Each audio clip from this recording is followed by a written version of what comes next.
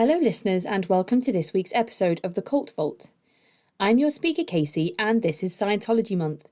Firstly, I just wanted to say that the audio in this episode does keep dipping in and out. I've edited what I could to fix it, but I do apologise if the levels are a bit strange in this episode. Also, a big, huge welcome to our newest patron, Becca. I am so excited to have you here, and I really hope you enjoy some of the exclusive content. And Becca has her own story to share, which will appear as a Patreon exclusive episode in the months to come, and I can't wait to chat at length. Now, some of you may know that Scientology is sometimes a dodgy topic to cover. Any insinuation of defamation or slander could end with someone's platform being forcibly taken over by the Church of Scientology after being taken through the courts. Now, I don't think there's a chance of that happening here, but I am aware of the dangers and consequences that often come with covering such movements. That being said, I am extremely grateful for all of the guests I've had the honour to speak with in preparation for this month. So, for the month of February, here is part 1, an introduction to Scientology.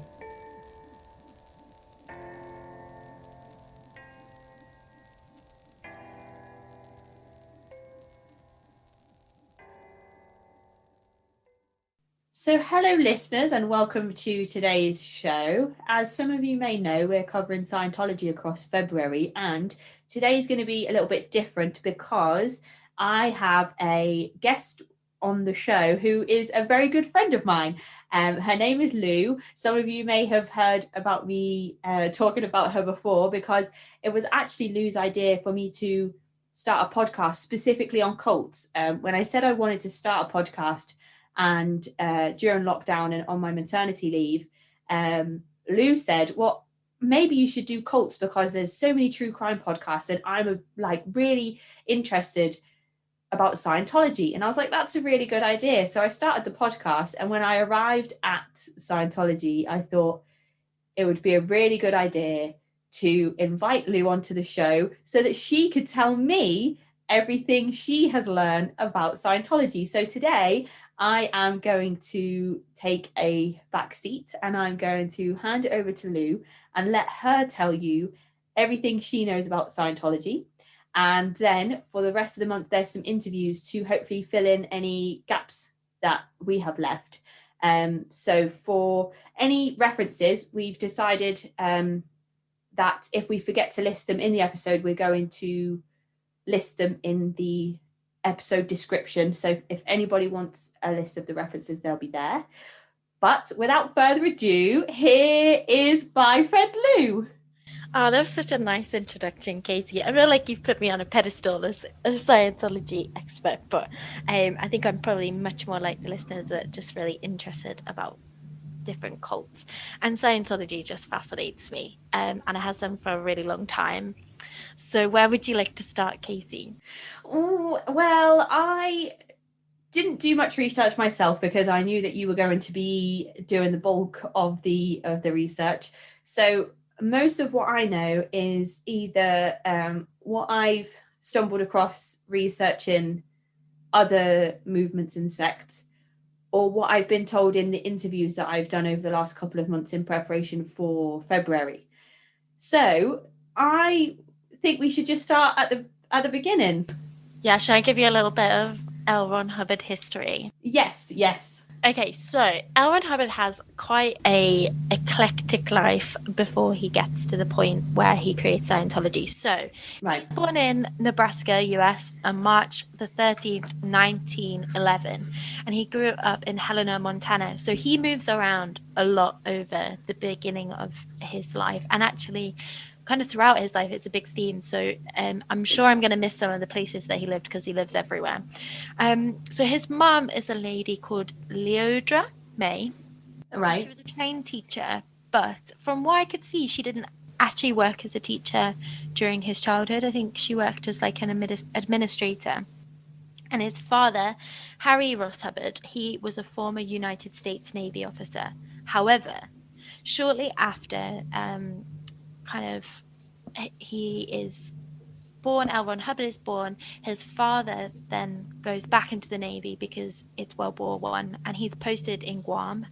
So and so this is kind of like the late 1920s. So L. Ron Hubbard is probably quite a young boy, and he travels with his father on the ship, and they go to lots of different places in Asia and South Pacific. And what I find really interesting is that when L. Ron Hubbard gets back from his trip, he kind of writes an article for the local newspaper telling everybody about all of the places that he's been. So that was in the Helena Daily Independent, and he kind of broke down the different places he'd been to and kind of gave an account of his travels. So it's kind of starting the roots of his writing and maybe kind of that attention needing starting. Right, okay, yeah. So as a teenager, he goes to George Washington University, where he studied civil engineering. And Hubbard has this really big interest in planes and starts up a glider club, which he, of course, is elected the president of. So over the summer holidays, he organizes a trip to the Caribbean with the rest of the members of the club. However, so the aim of this trip was to find pirate strongholds and relics. Right. But that sounds like my best day out. I want to go looking for pirate treasures and relics. It's just so fascinating that was kind of his ambition, but unfortunately it was described that they had multiple misfortunes, which sounds so ominous. And they were running low on funds, so that trip doesn't go very well. So he returns back to the US, but then he doesn't return to university after that point. So in 1932, his dad says he needs to go. Well, he volunteers him for the Red Cross in Puerto Rico. However, Hubbard travels over to Puerto Rico but abandons his charity mission to find gold. So it's another theme that he's on the search for something there. His mission to find gold doesn't go very well, and he comes back to the US and meets his first wife, whose name is Margaret Polly Grubb, and they have 2 children together over the next 3 years. Right. So now he's back in the US, he's got his children, he's got his wife, and he begins to write novels. He writes pulp fiction novels, he writes fantasy, and he writes science fiction stories. So that's when his first time he started being published and writing a few articles for different newspapers. Right, okay. Yeah. But then go on, ask you. So I was just going to say, I read somewhere that the L in L. Ron Hubbard stands for Lafayette, which I thought was quite interesting. Really? I think so. I think that was his granddad's name. That's so great. Lafayette, I was talking about True Blood in a couple of episodes ago because I was speaking to somebody who was from Shreveport, and I was like, Shreveport's in True Blood, and Lafayette is my favorite character in True Blood, so all roads lead back to True Blood. And then when you started speaking about him traveling with his father to all these places in the world, I imagine at that age, when he comes home and starts telling his local community where he's been and what he's seen, that must be like, he's been to all these exotic places that in the 1920s, like nobody was really getting to go and see. And he's like this kid who's traveling these like to these crazy, like to these countries that are just so far away from. You're 100% right. I think that's the thing that's so interesting as well. And then the kind of themes of him traveling to Caribbean, and then him traveling later on, doing the mission where he goes to Puerto Rico. I mean, this is like the kind of 1920s, 30s. So it's not really. Traveling is taking a long time. It's on ships. It's going quite, far away. It's a very different world, and so I can imagine that had a massive impact on him and who he was, of having all of those different experiences.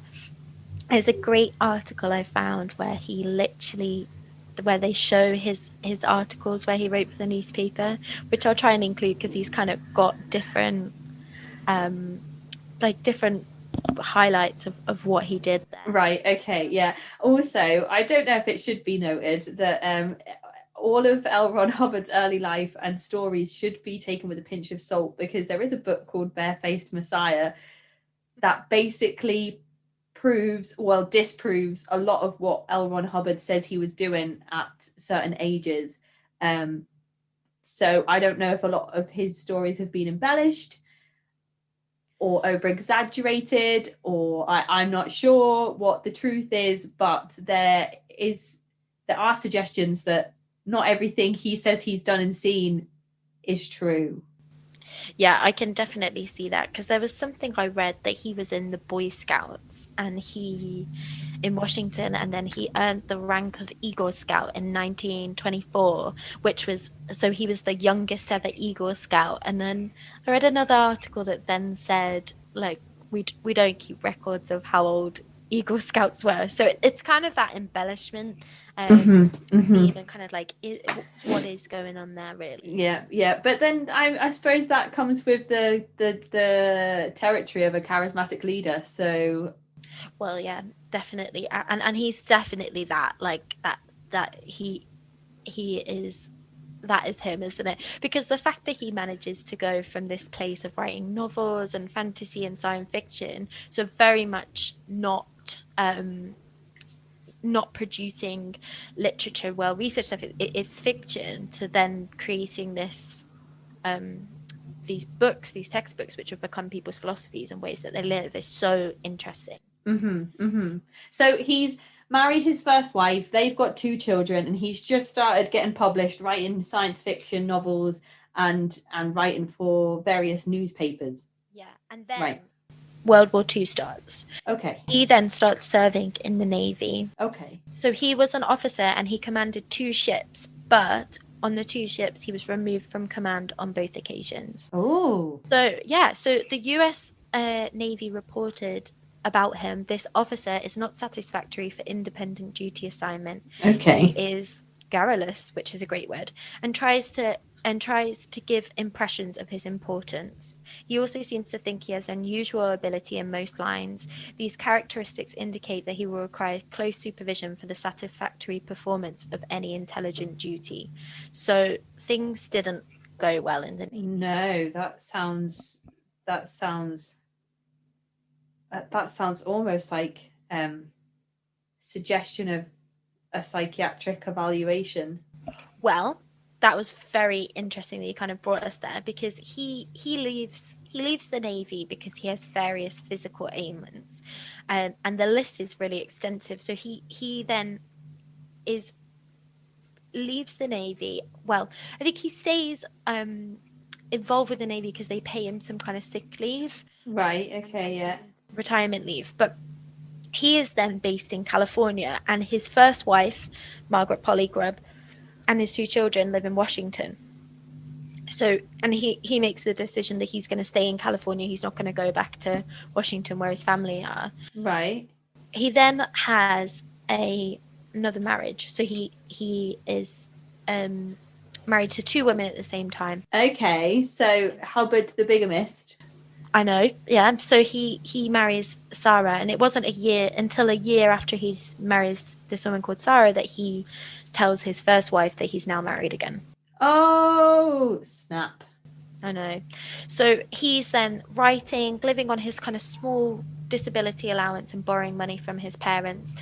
Poor woman with the children to find out her husband's gone and got not even remarried, just extra married again, twice married. Yeah, so I mean, we'll come on to it later, but Sarah makes some allegations that are very concerning about the nature of Hubbard and Sarah's relationship. So living not that far and not having a long time in a relationship was kind of a good thing for Margaret and her children. I'm not sure there. So you were just talking about him like indicating some kind of psychological difficulties. So October 1947, Hubbard writes a letter requesting psychiatric treatment, kind of talking about how he himself feels like he needs psychiatric treatment. Yeah. He then starts writing a book of psychology, which is called Dianetics. Right, yeah. Dianetics, which I'm sure you've heard about from the other interviews, it's kind of the foundations of these Scientology principles. Yeah, it's almost like the Bible, like within Scientology as a religion.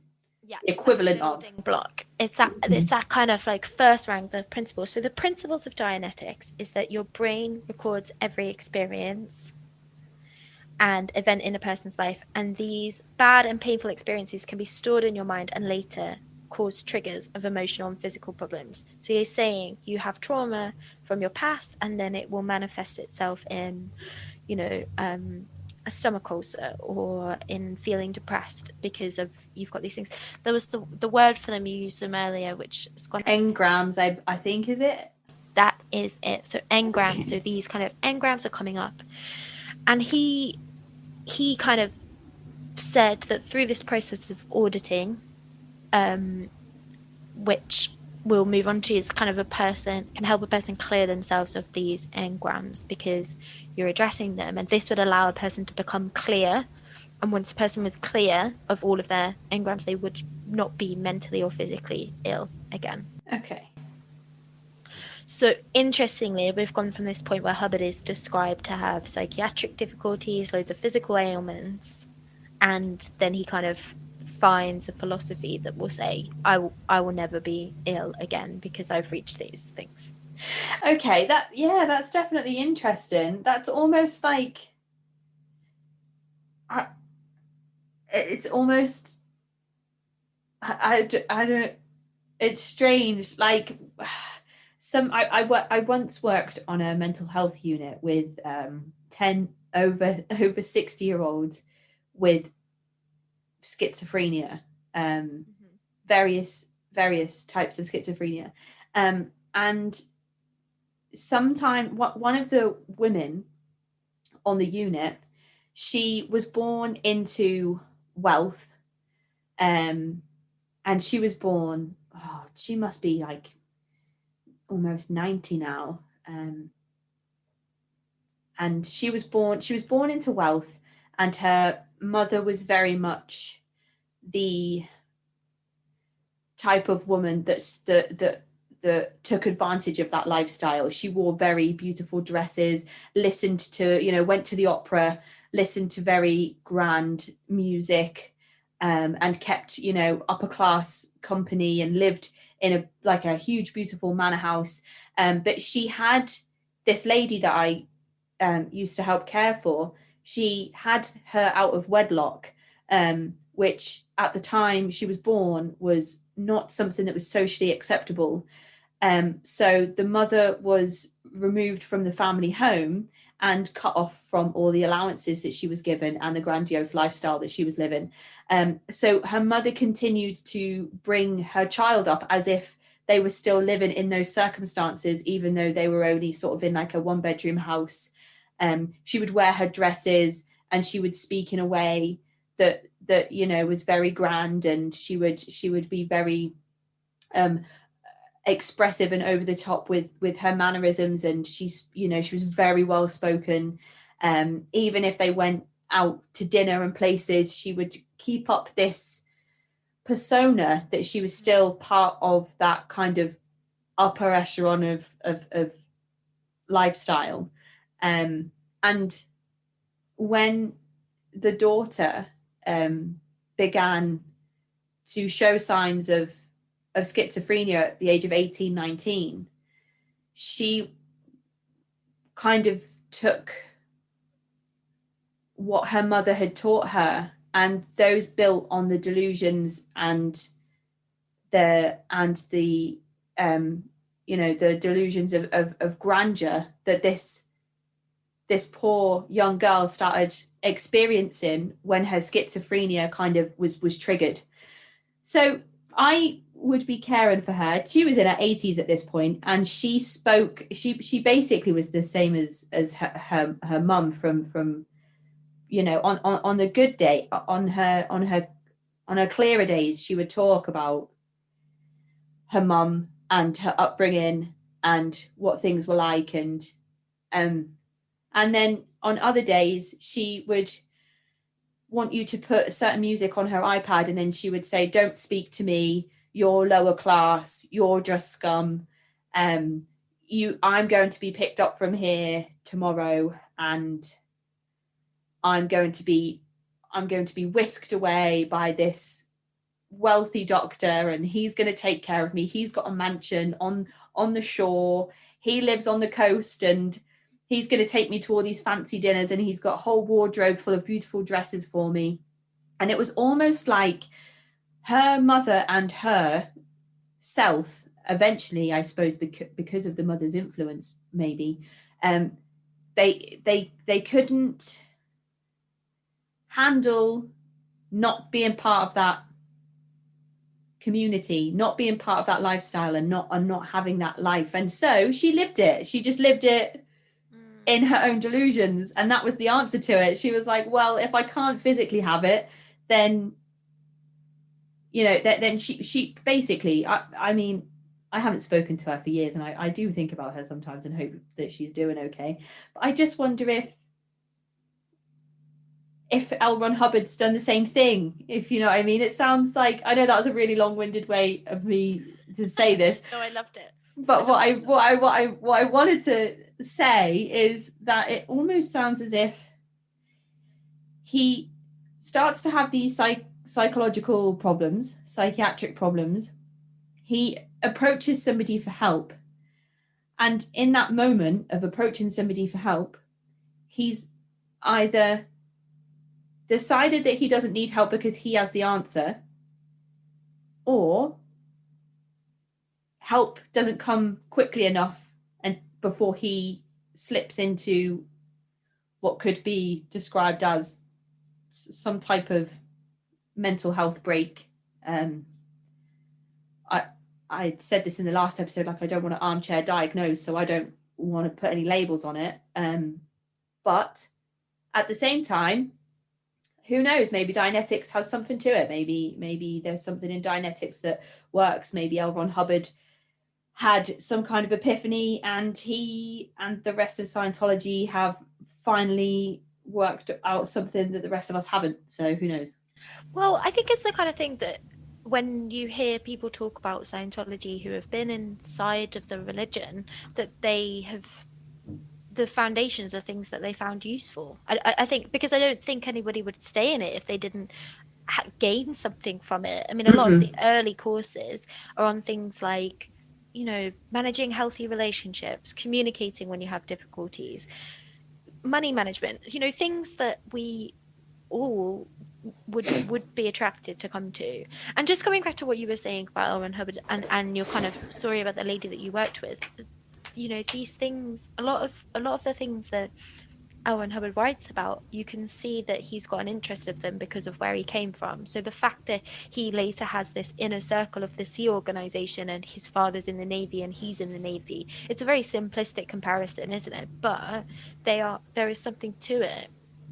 The things that he was attracted and interested in become the foundations, and the fact that he was suffering with difficulties is likely to have made him think, well, how can I address this? What can I look into? Which then becomes his point of writing Dianetics. Mm-hmm. Although it doesn't always go very well for him.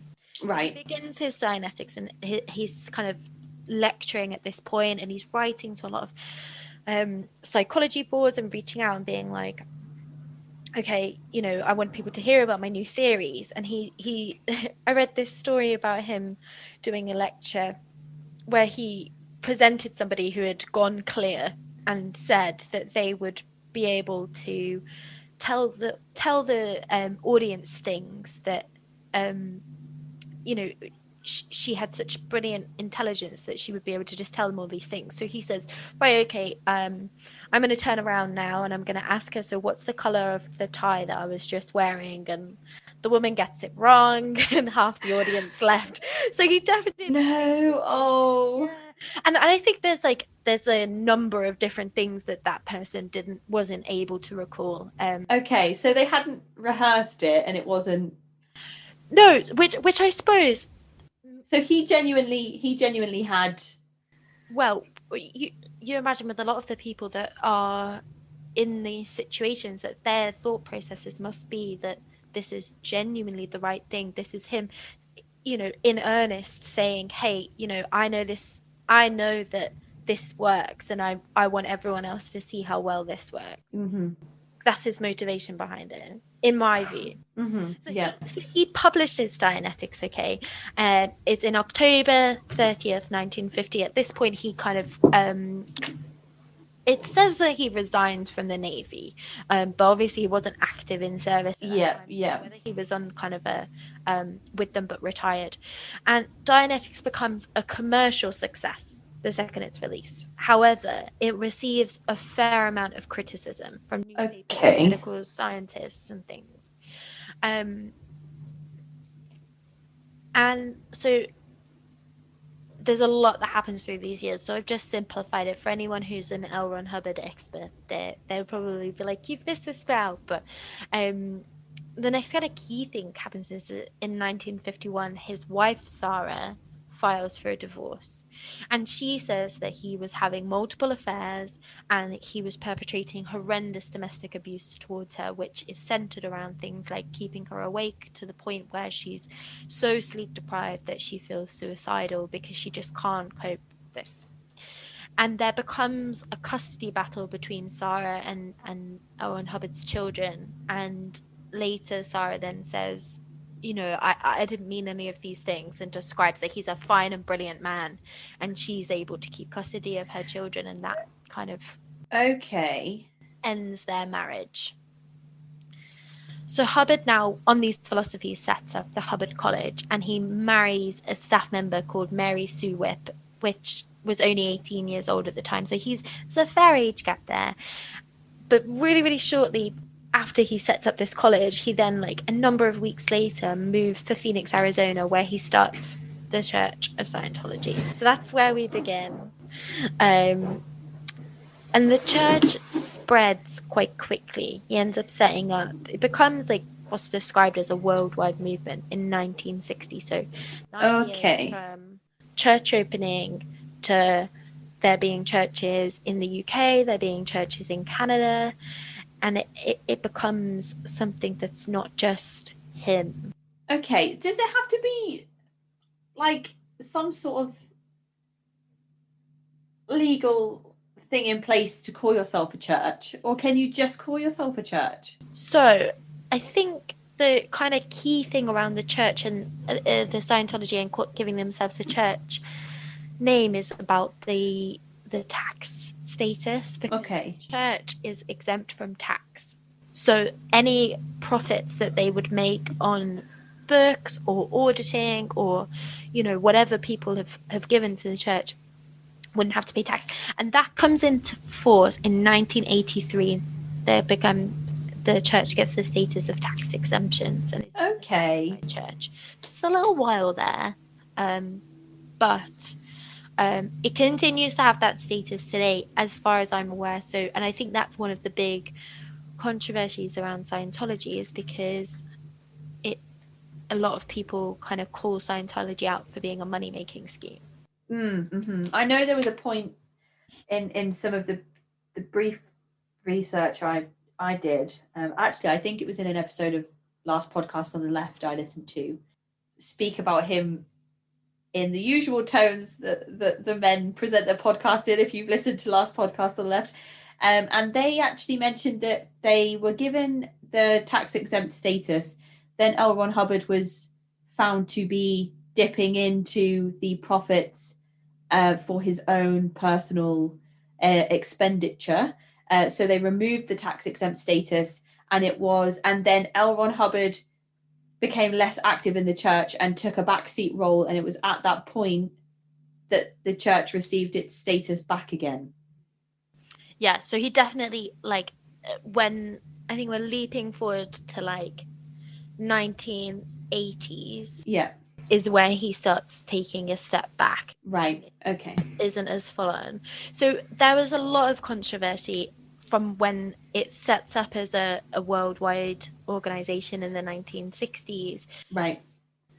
Around Scientology and those things. So in 1963, there was a public inquiry launched in Virginia, Australia, and this then Scientology was banned in Western and Southern Australia, because it was described to be a self-improvement cult, and there were allegations that the church was brainwashing its parishioners.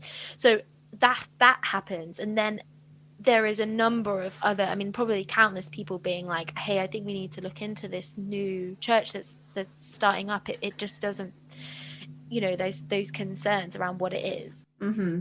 And then L. Ron Hubbard then gets, in like 1968, gets into kind of difficulty. And I've read lots of different views on what happens here. Okay. I think that there was some concern around his kind of tax exemption, which is probably linked into what you're saying, is that he was kind of maybe embezzling the funds that the church was making. Anyway, he ends up starting in 1967 the Sea Organization. Okay. He moves into, because of all of this kind of bubbling difficulties in the communities, he sets up a fleet of ships, where there's a ship called the Apollo, and he called for his parishioners who wanted to commit themselves to the church to join him and be part of the Sea Organization. Okay.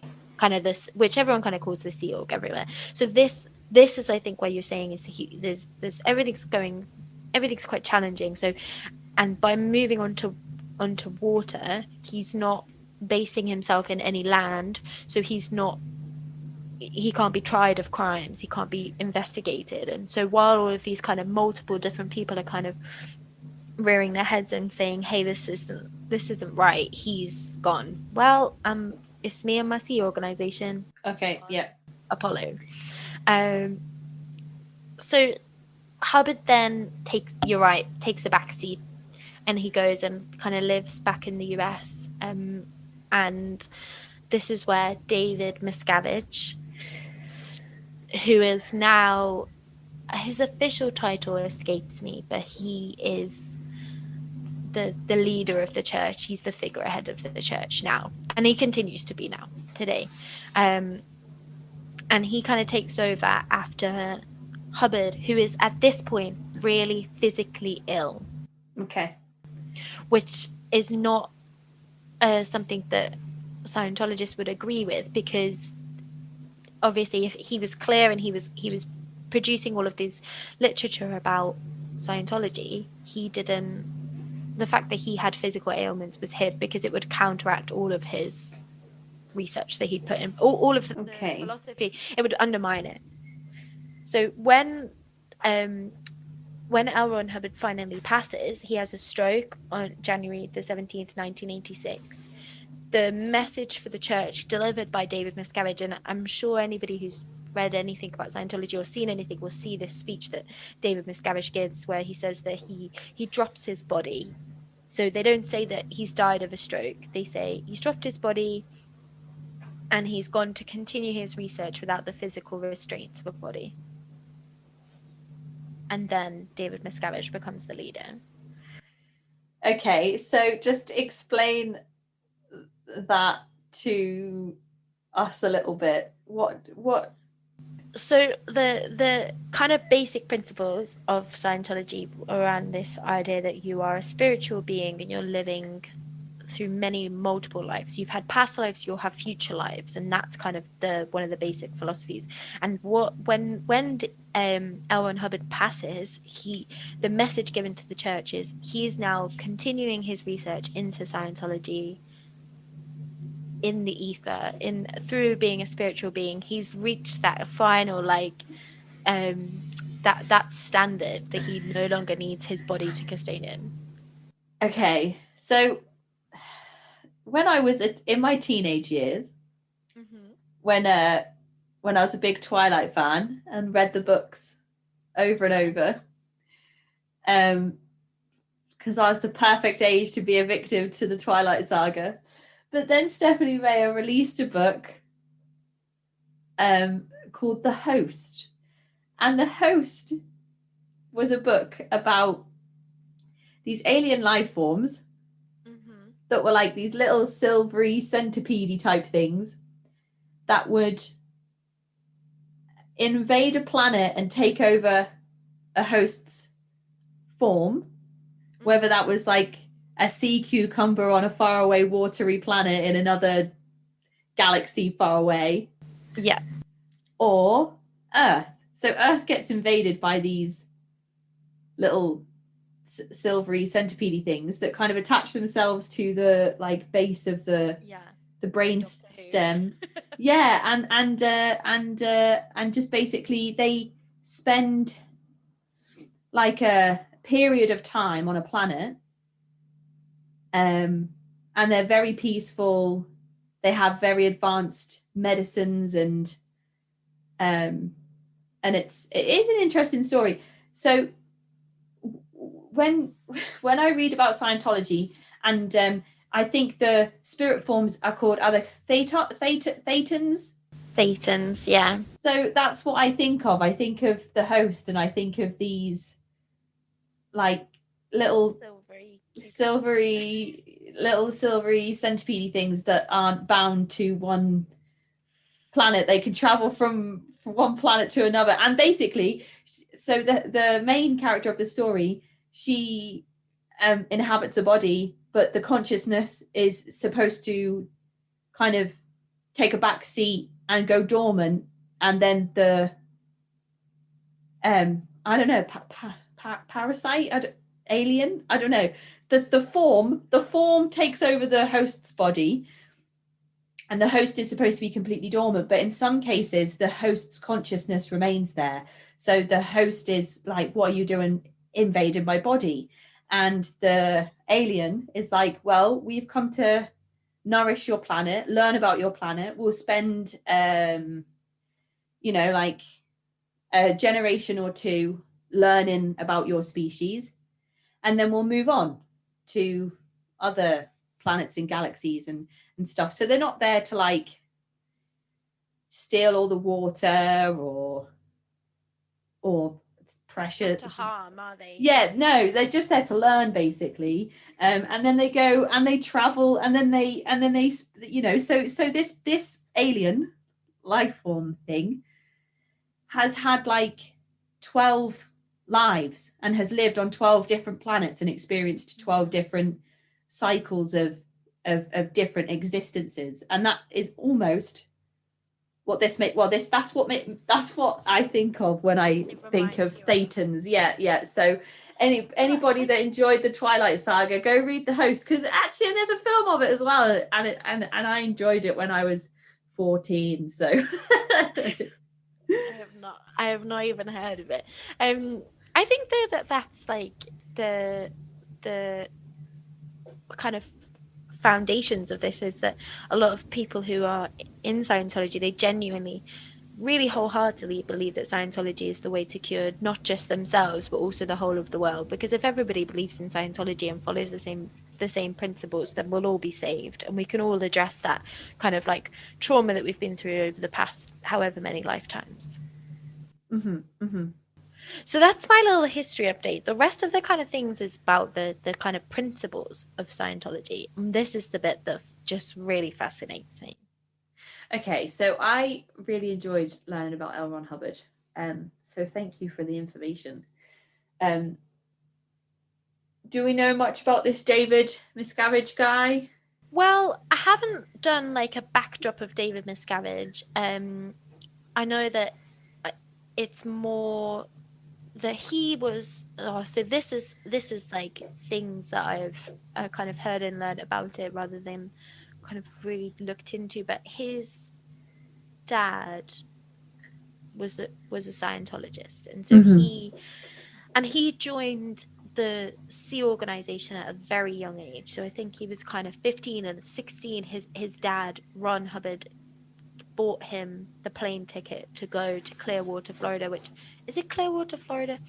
To Clearwater, where he could join the Sea organization, and he went up the ranks of Scientology very, very quickly and becomes this kind of overwhelming presence in the church. Right, and that's how Hubbard meets David Miscavige. Yeah. So he's part of the Sea organization. He's committed himself, and David Miscavige, just from kind of observations, is a very charismatic leader. He's very and he obviously had a huge passion for the church to leave and at that age and go to be part of the Sea organization and give that up. And he clearly had really big ambitions, and he's fulfilled them, hasn't he? He's made his way up the ranks really. To the top, yeah.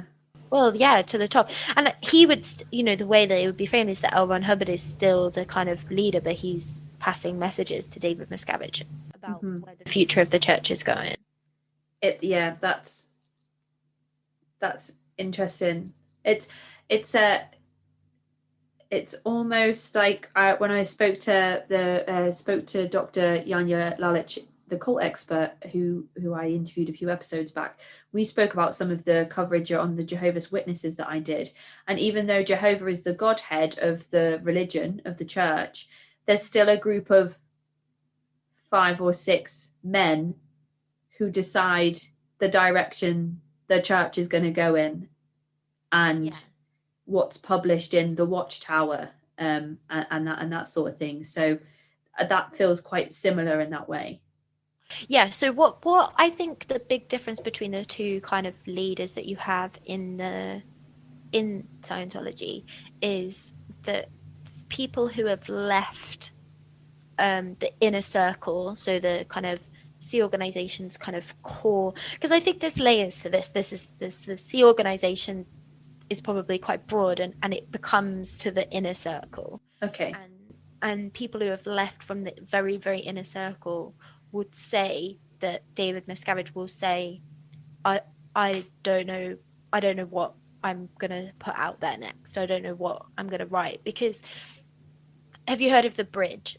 The bridge to total freedom. So this is kind of the basis of the books, and you do the levels until you get to the point where you're clear, and then you have the operating theta levels, the OT levels, and they currently, I think, go up to level 8 at the moment. But what they're saying is that David Miscavige is writing and finding the next OT levels coming from L. Ron Hubbard.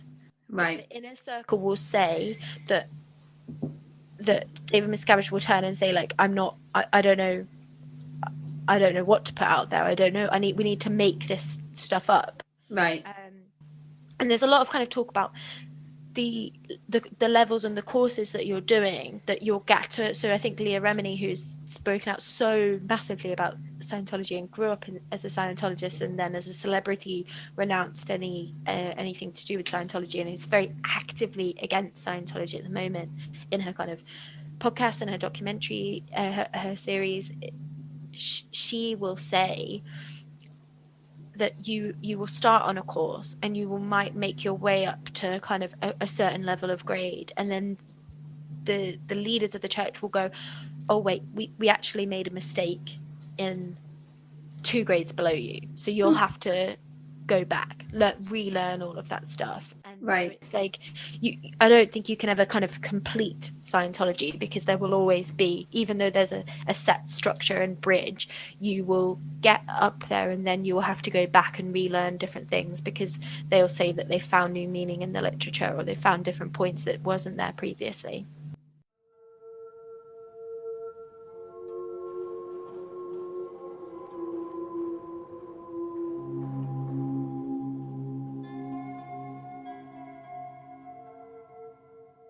I interrupt this episode to bring you a message from this week's awesome sponsor. It's a fellow podcast called Old Timey Crimey. Old Timey Crimey is a podcast that looks into historical true crime, cases of missing people, unsolved mysteries, crime and murder from back in the day. They have covered in-depth and fascinating cases from different points in history and cases from all over the world. The hosts, Scott, Christy and Amber, have a great rapport and chemistry that will keep you entertained and enthralled throughout their detailed episodes. They even have episodes called Old Tiny Crimey, for those days where your commutes are shorter or your meals take less time to cook. I recently listened to the episode on the Somerton Man, which is one of my all-time favourite unsolved mysteries. It's about a man found deceased on the beach who ends up having a coded message sewn into the lining of his jeans. And to this day, nobody knows who he is. But the hosts covered this case in a way that I hadn't heard before. They have almost 100 episodes in their catalogue, so there's so much to keep you going throughout these winter months. It's a podcast that I highly recommend for any true crime fans. Old Timey Crimey can be found wherever you listen to your podcasts. So tune in today. That's Old Timey Crimey, where the good old days weren't always so good.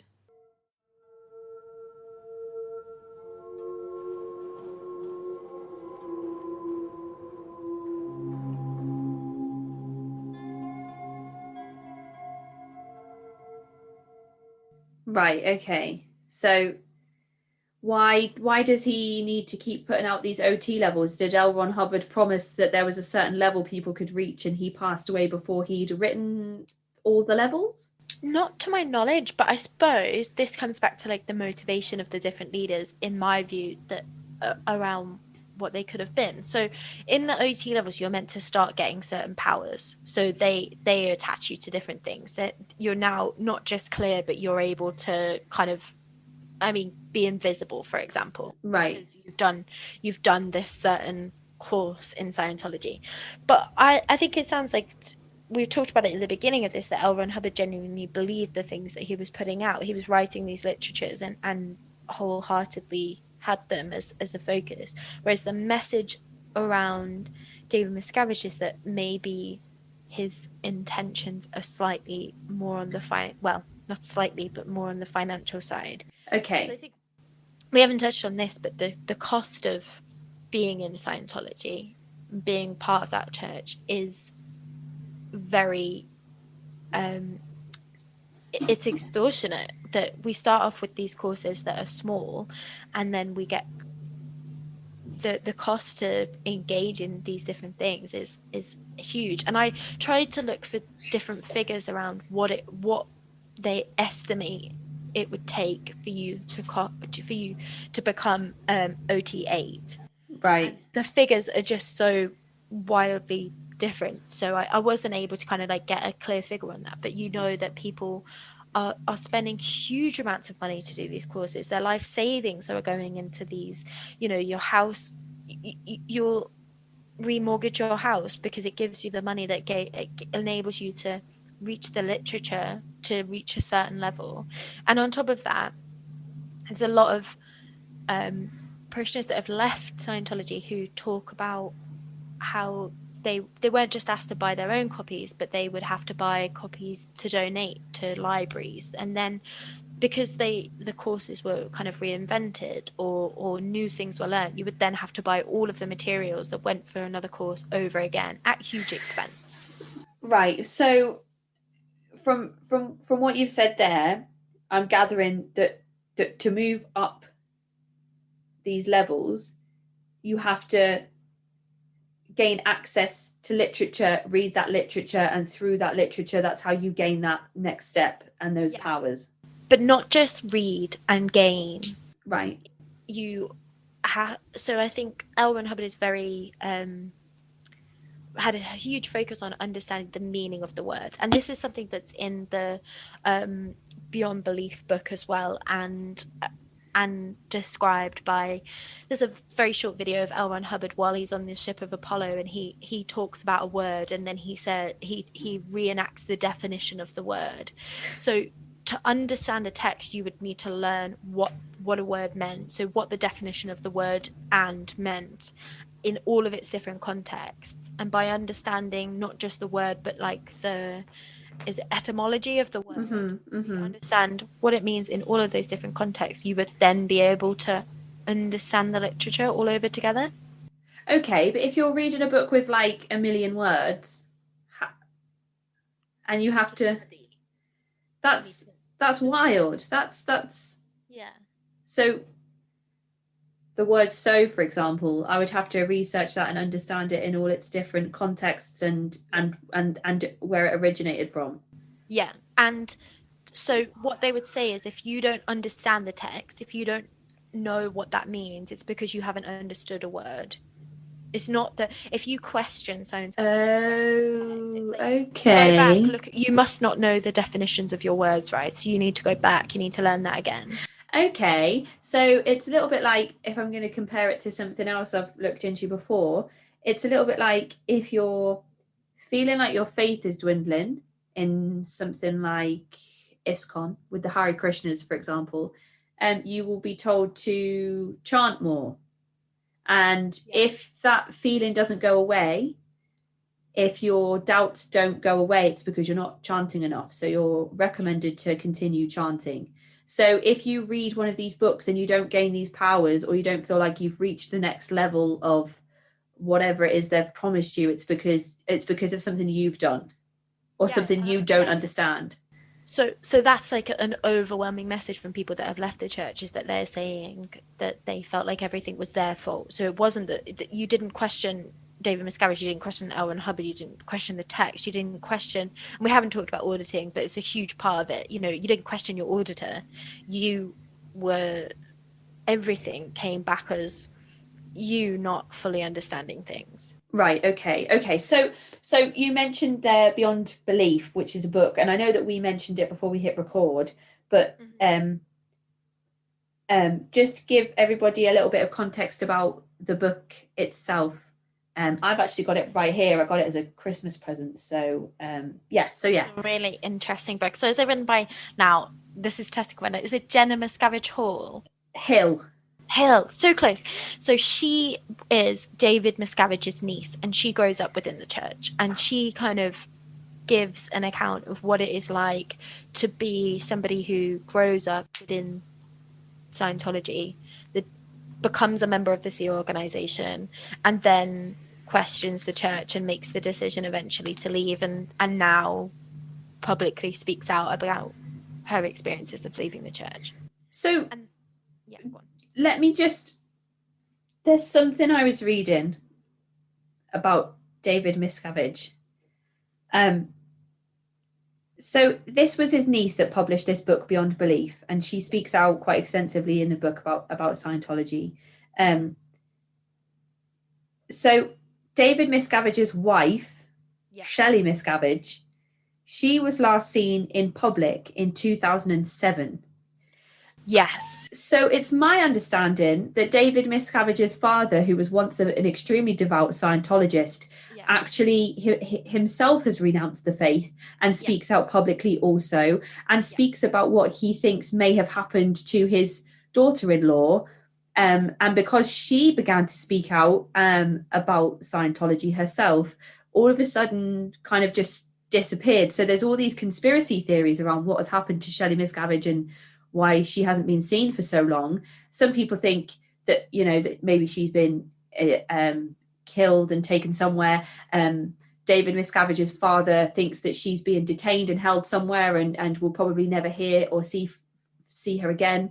So it's interesting that so many family members around David Miscavige have renounced their faith and speak out against the church, but and as soon as his wife seemed to be doing the same thing, just suddenly vanishes, and nobody really knows where she is, what's happened to her. So that's interesting. It's definitely something I want to cover on a conspiracy episode at some point. You should do it. So Leah Remini and files a missing persons report, and the police go to Clearwater to try and find her, and they claim that they have seen her, the police, recently. Right, more recently than, was it 2007? Yeah. However, that was like, there is a big question mark over where she is and what's happened there. Yeah, especially with the growing sort of influence that Scientology has in different areas of society in terms of law and government and things like that. You know, there's increasingly more influential people joining the Church of Scientology, that there is almost, you know, people could say that the police could have been paid off, or the police have ties to Scientology. So, you know, if there's no physical evidence that she's been seen, then maybe that's not the truth. I don't know. It's just interesting. And it is a bit of a rabbit hole, and it is one of those things that I've read up about and thought, oh, I really do want to talk about this. So maybe that's something to think about in the weeks to come. But yeah, as a side note, as you mentioned, Jenna Miscavige Hill's book Beyond Belief, where she speaks about her journey through Scientology and her exit from Scientology, and David Miscavige's father and wife. I just thought it'd be interesting to kind of let the listeners know that there is that little aside that's going on with Scientology. Oh, definitely. And that's something so interesting, because it feels to me like there are layers within Scientology, and Jenna Miscavige Hill talks about this in her book, that she is sent to go and set up a Scientology church, I think in Australia, and she goes and finds that people are just, you know, normal, regular people who are part of Scientology, and not in this level of extremism that we see in the Sea organization and kind of the inner circle. So it's almost as if you could be a practitioner of Scientology, you could be a member of Scientology church where you live, and you can buy the books and you can do the self-study that you need to do and be part of the church, and be a person that maybe this doesn't take over your life in the same way that we see when people are in that kind of real inner circle of the church. Yeah, where they live and breathe Scientology every single day. Because I know that members of the Sea Org dedicate their lives to Scientology. Not their life. They sign a 1 billion year contract, because they're thetans. So they're going to be reborn into the next body. And so they're not just signing up for that life, they're signing up for loads of lives. So let's do this. Let's get into the Sea Org, because that's just okay. This just fascinates me, and this principle as well about the we've talked about it before the podcast started, but the children are not children, they are spiritual beings in small bodies. So, and they're treated as such. So you would ask for a 6-year-old would be expected to do exactly the same level of work and same level of understanding as a 50-year-old, because they're just as much of a thetan as the next person. And this principle also breaks down family ties. So members of the kind of church who are dedicating their lives to the church you might have a mother, but it's not your mother. It's not an emotional thing that it's your mother, because it's just your mother in this life, and it's just your father in this life, and your brother in this life. So there's not the same importance on family ties, which means that the overall focus is on the church and being part of the religion, being part of that. Right. Your dedication is towards the goal of Scientology and not to your family around you. So let me just try and get my thoughts around this. So if I sign a 1 billion year contract, so that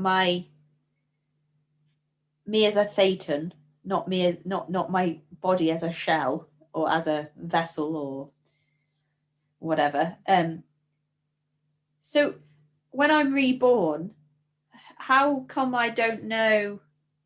I'm 27 now. Surely I should know that I've signed this contract and make my way back to Scientology. That's an interesting point. So I suppose maybe you would be reborn into the Sea organization. Yeah, because you're supposed to commit your life to the Sea Org, then you die, then you go back to the Sea Org, then you get a new vessel. Yeah. You shed your old vessel and you get a new vessel, and then you go back to the Sea Org and you commit another lifetime to the Sea Org, and then you shed your vessel again, and then you get a new one, and then you're supposed to do that for 1 billion years. You're supposed to. Yeah, so that's your contract is for 1 billion years. But here's the kind of interesting part about, so the Sea organization, I think, have reviewed their rules, and so I think you have to be 12. But I'm not 100% sure on that you have to before you can join the Sea organization, because they don't want children in the Sea Org, and they also don't allow pregnancy in the Sea Org. But you're still a child if you're 12. You're still but tiny. You're a thetan, you're a spiritual being. Yeah. So it must be something about that. So the joining the Sea Org means you're going to get accommodation and you're going to get food. You're going to get some money, so very, very small amounts of money that you can to be part of this organization, and then which is part of what people describe becomes this entrapment and this kind of level of where people say it's like a cult, in that you are unable to leave because you don't have access to those kind of really basic resources. You're living in a place where everything is paid for by the church. Okay, so are we living in like dorm styled living? Do we have our own rooms? Is it like a hotel? And the Sea Org at this point is not on the sea anymore. It's mostly on land. Yeah, so there's Flag, which is in Clearwater, which is the headquarters, and that's on land. Yeah, but there's also like the Celebrity Center. There's also going to be bases all around the world. And like as Jenna talks about in her book, is that she goes from being in, I don't think she was at Flag, I think she was somewhere else, and she is then goes to Australia to set up a church. So she is like out in these outreach missions to try and. So that's her role in the Sea Org, is to. Yeah. Okay, so that's the type of thing you would be expected to do if you joined the Sea Org and signed a billion-year contract. Yeah, but I think it's really varied because I think it's a whole community of people in the Sea Org. So there's going to be some people who are going to be cooks that are preparing food. There are going to be some people who are going to be part of the marketing team. They're going to be part of the event coordination. They're going to work in the celebrity center. Okay, that's interesting. So the principles of the Navy and the teachings that Hubbard gained from the Navy have stayed within the Sea Org in terms of living boot camp style in shared dorms and having strict exercise regimes and restricted access to food and luxuries and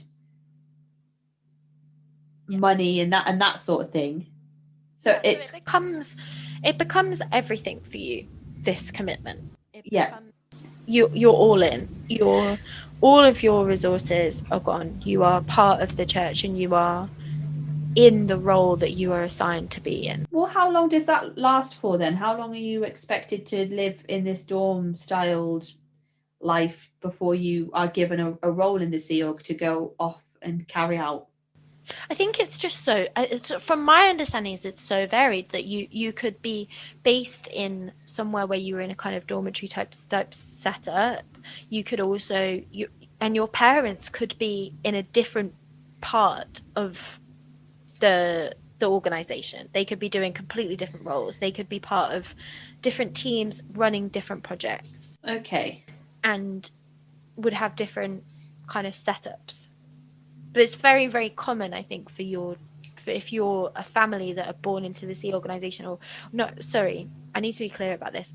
There is a lot of people who have left the church who were in the Sea organization who have said that they weren't able to have children being within the Sea Org. So there is a lot of allegations of forced miscarriages, forced abortions from being in the Sea Org.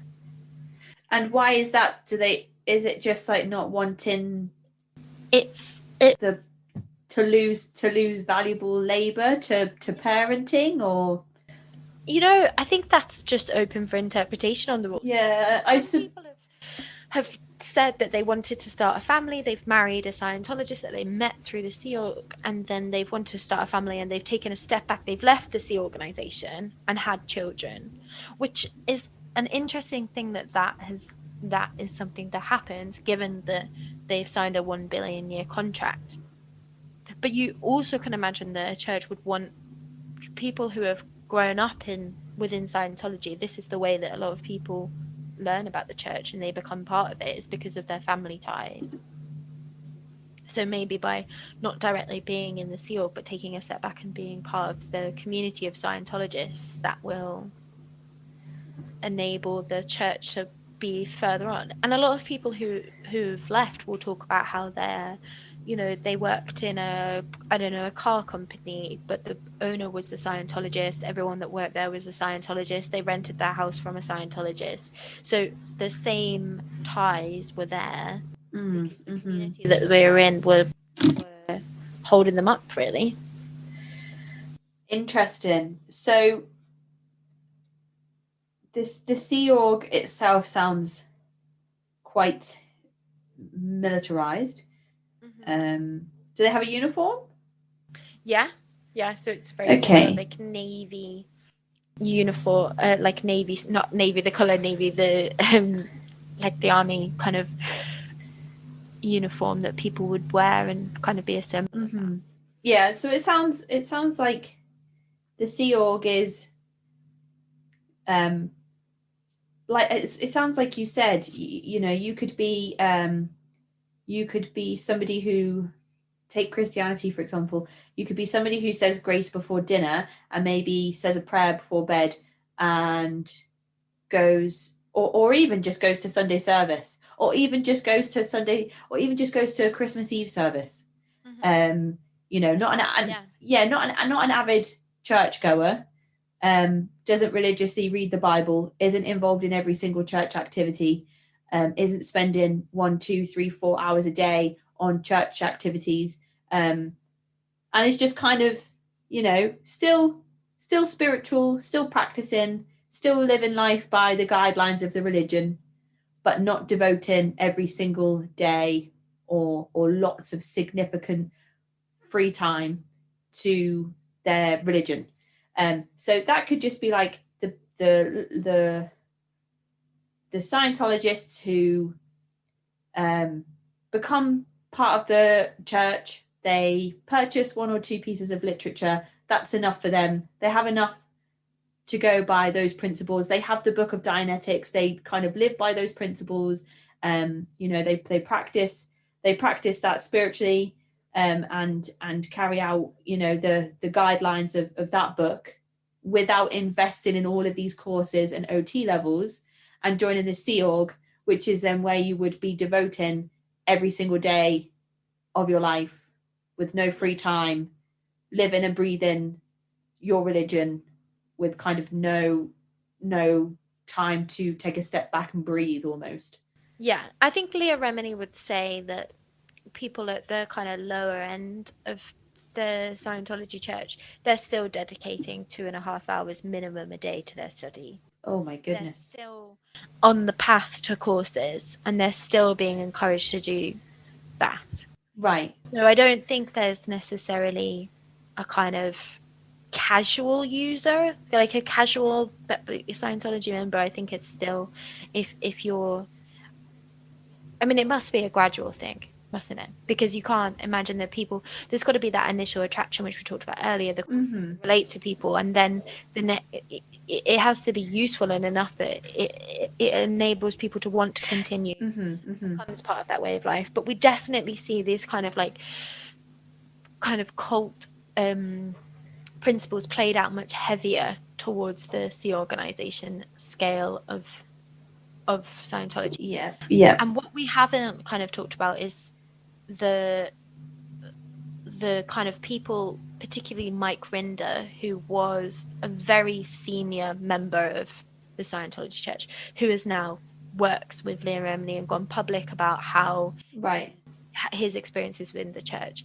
And he describes being in this very close inner circle with David Miscavige, and he was in Flag in Clearwater, and he describes being in this place called the Hole, which is all of the kind of officers and officials being locked in one room together, being given slops to eat, being forced to beat each other until they've confessed their crimes.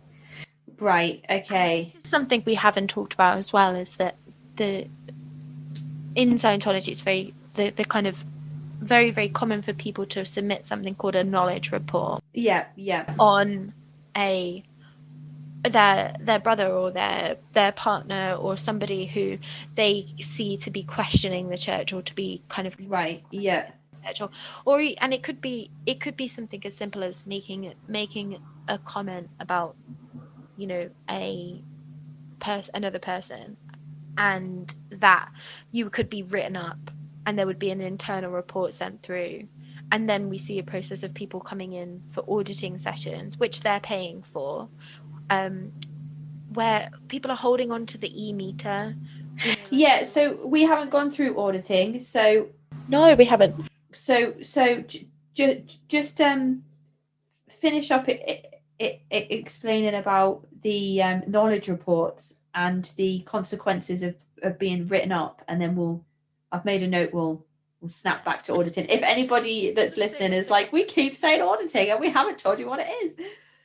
Yeah, so I think it's just a way of keeping people in check, isn't it, these knowledge reports, because you would be afraid that if you question the church and you made any comments that were negative about the church, mm-hmm. that the people around you and that you love would write up a report, and then there would be consequences for the fact that you've done that. Yeah. And that's very common. We've talked about that with the troubled teen industry, how reporting culture is such a big thing. And we've talked about that with the Jehovah's Witnesses, how it's expected that you will go and snitch almost if you have noticed somebody doing something. Even in the Pentecostal episodes I've just released, one girl got into trouble because she trimmed the ends of her hair, and she'd signed a contract at a young of 14, I think she was. She'd signed a contract to say she wouldn't cut her hair because you're supposed to be, modest on the outside. And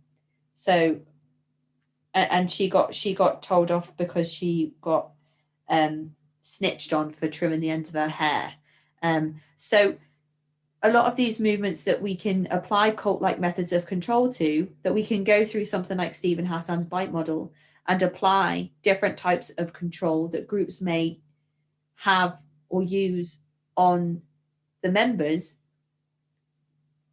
keeping people in fear of one another, stops them from being in fear of those in positions of power. And it's the same in the prison systems. I wrote about this in my dissertation. In American prisons mostly, from the research I did, the prison guards will segregate different nationalities and different people from different ethnical backgrounds. And they say the Hispanics will be in this corner, the people of color will be in this corner, the Asians will be in this corner, and the Caucasian Americans will be in this corner. And then it's almost like if an Asian person crosses over to the Caucasian side of the prison camp, then all hell breaks loose. And the prisoners are kind of keeping themselves in check, and they're so scared of each other, and they're so scared of crossing over into the wrong territories, that they're not really looking at the types of abuse that could be inflicted on them by people in positions of power, like the prison guards, for example. So I'm not saying that every single American prison uses this system and every single prison guard is trying to abuse the prisoners, but there have been documentaries where this has been seen to have happened, and prison guards have told the people making the documentaries that is what they are doing. It's an observation Louis Theroux makes in his World Toughest Prisons. He talks about how everybody's so segregated, and he interviews people there, doesn't he? Mm-hmm. And I think what this does, this kind of method of it creates a culture of fear. You can't trust anybody. Exactly. And that stops people questioning and forming relationships. Yeah, because you and your devotion is ultimately to the church, to that figure, because you can't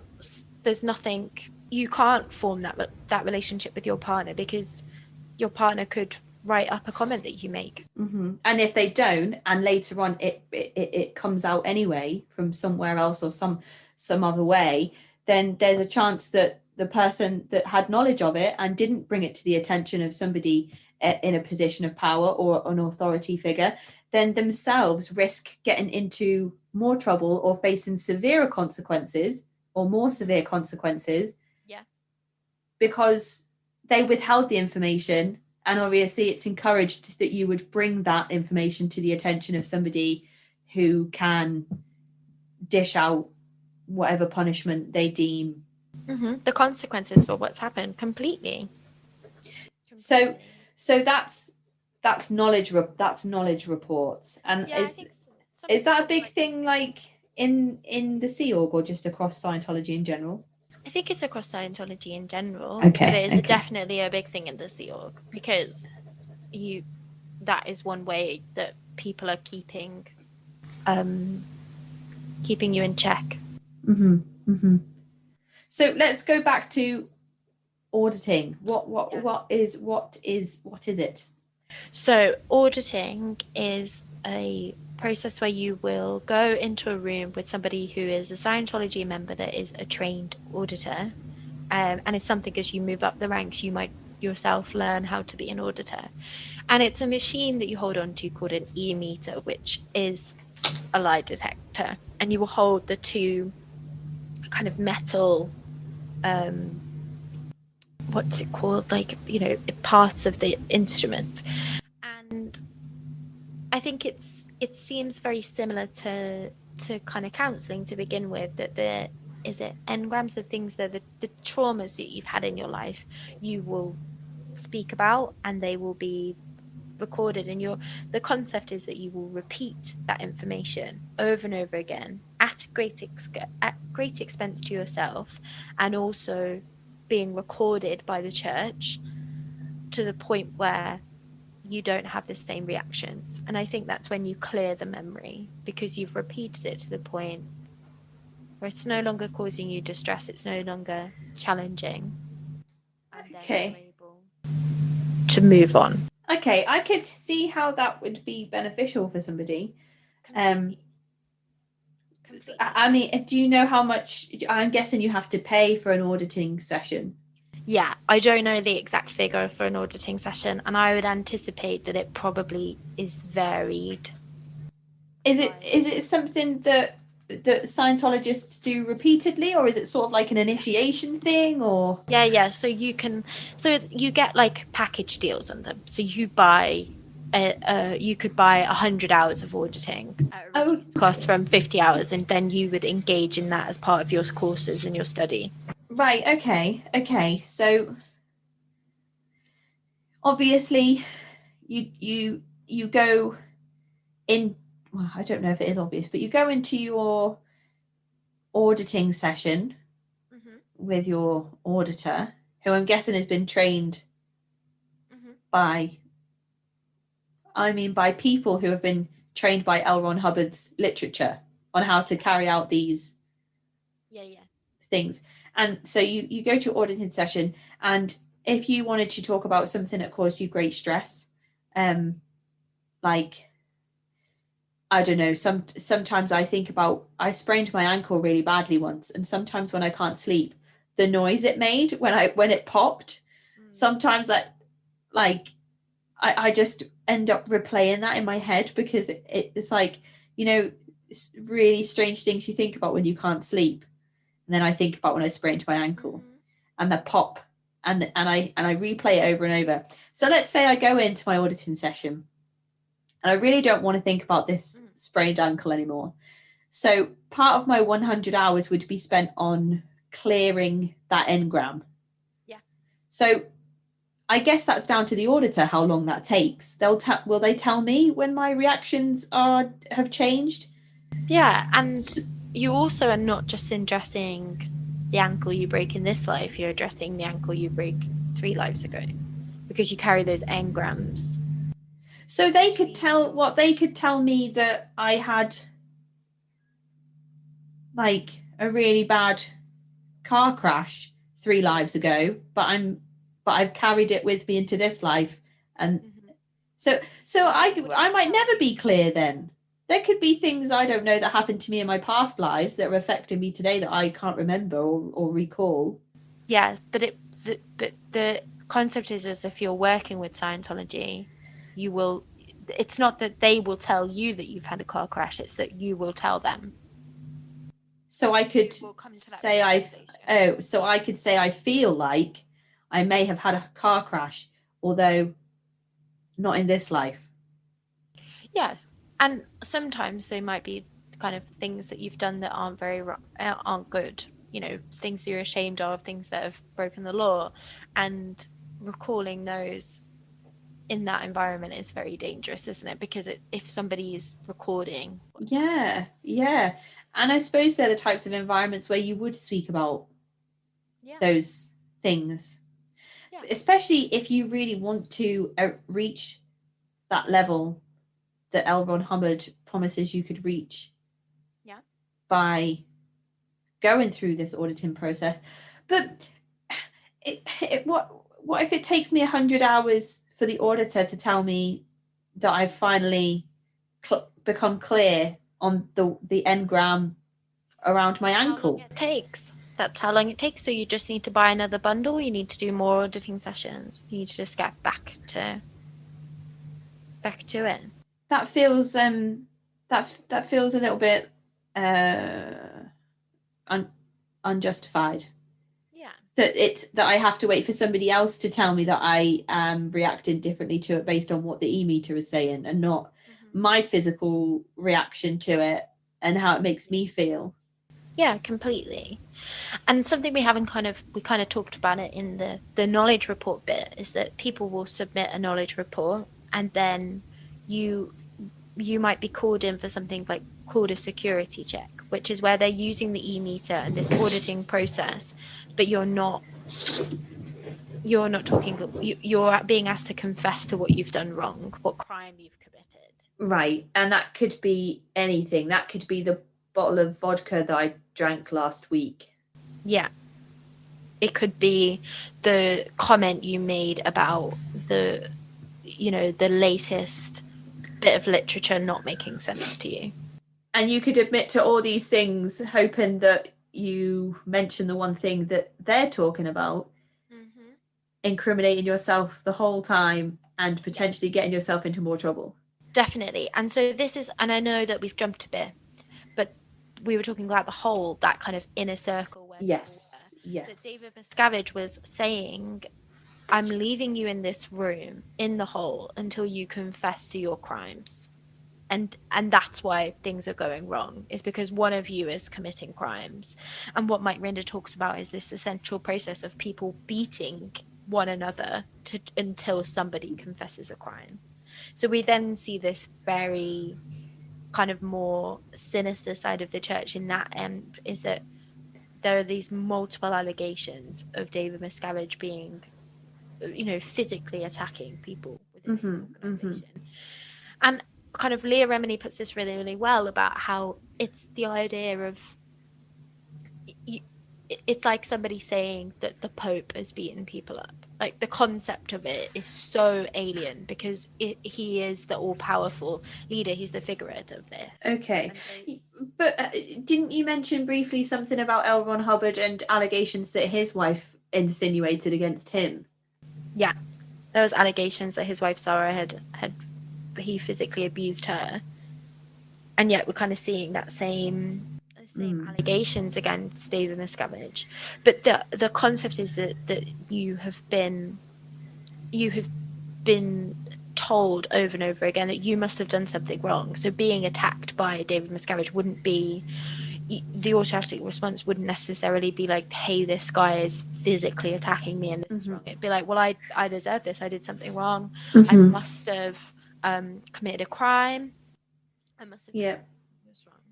It sounds extremely similar to Synanon and the tactics used in the therapeutic boarding schools across the troubled teen industry, where a lot of the young people recall having somebody scream so much in their face, telling them to admit to things they'd done, that they would end up making things up that just to stop the screaming, just to stop the shouting, and to end the session that they were in. They would end up admitting to something that, admitting to, I don't know, having sex at the age of 13 when they didn't even know what sex was, and things like that. That's a massive theme, isn't it? So that people would confess to crimes that they hadn't necessarily done. But also, when we were talking earlier about reading the textbooks and saying that you could say that you understood it, that it all made sense to you, when you read these things, even if it didn't, because that would mean that you could move on to the next level.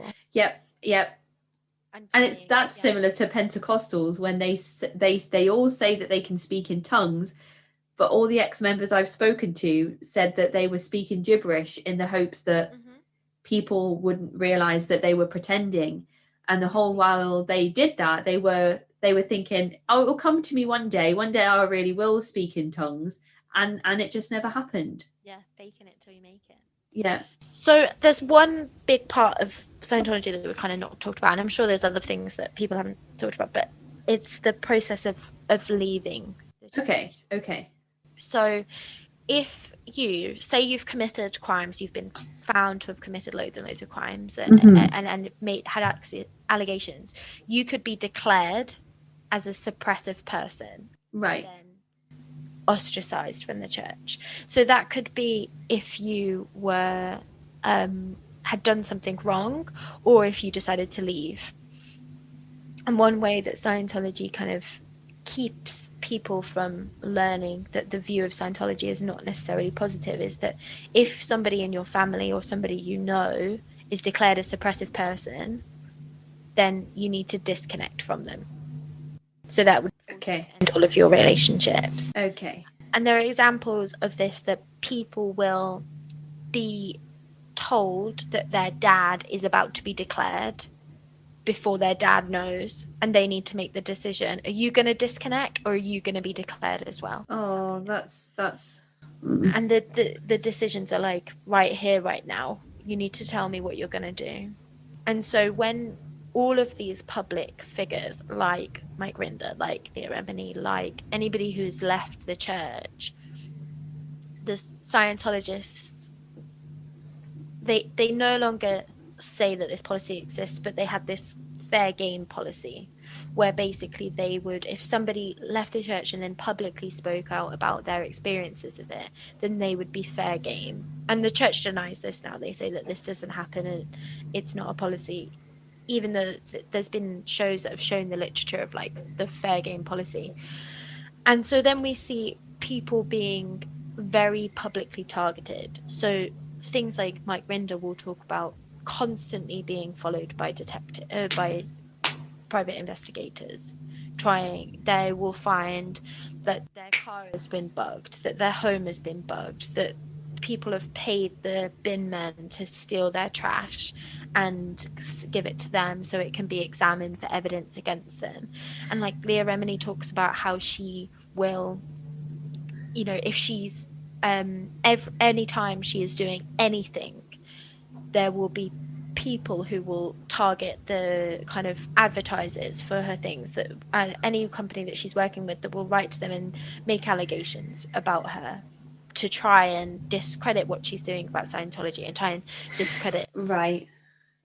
So that's quite scary, isn't it? Especially because of the financial the financial giant that Scientology is, that the Church of Scientology is, the billions and billions that they have. I know that they have very extensive legal teams that will sift through the internet and defend the church against people that speak out. So I've had a few people actually reach out on Reddit and tell me to get legal advice before covering Scientology, just because of the potential backlash that I could get personally from using this platform to speak to ex-members of Scientology. I don't know what's going to happen. I don't know if there will be any backlash. I don't know if people will start contacting me or attempting to communicate with me. It's only a very small platform, and there are other podcasts out there that are much bigger than mine that have spoken egregiously about Scientology. So I think it's going to be okay. But yeah, and also this is information that has been shared by people who have left the church, and like neither me and Casey have a personal experience of this, isn't it? Very much. And I'm sure if you wanted to learn more about Scientology as a religion, you can find that information on their website, on their in these books that people have published. By accessing the courses if you wanted to see it from a different view. But it's very interesting that the overwhelming picture around Scientology is that it's a very interesting organization, and the kind of philosophies and practices are quite different from a lot of religions that we see, which are rooted in Christianity or Judaism or whatever. They've developed these things one step further, whereas Scientology is kind of like a whole new branch. And I think what I find amazing about Scientology is that there will be a church near you. There will be an organization that is around the corner. I know that when I lived in Birmingham, they opened up a huge Scientology church, and it's amazing seeing that this thing that's so kind of widely regarded as a cult being so prevalent. Yeah, it is, especially because the headquarters now, I believe, is in LA. Even if that wasn't the original birthplace of the Church of Scientology, the big, ornate, beautiful building is in LA. And Celebrity Center. Yeah, so when you think of Scientology, you think of Los Angeles, and you think of these iconic celebrities who have spoken about their involvement and in the church and their beliefs around Dianetics and the church itself, and moving up the levels themselves and paying to access these next levels of literature. And you think of America, and you don't think of there being Scientology centers around the corner from where we are in little England, but they are here. And there's been a lot of cases. The Louis Theroux episode I watched, where the woman was have you seen it? Was she a member of the Sea?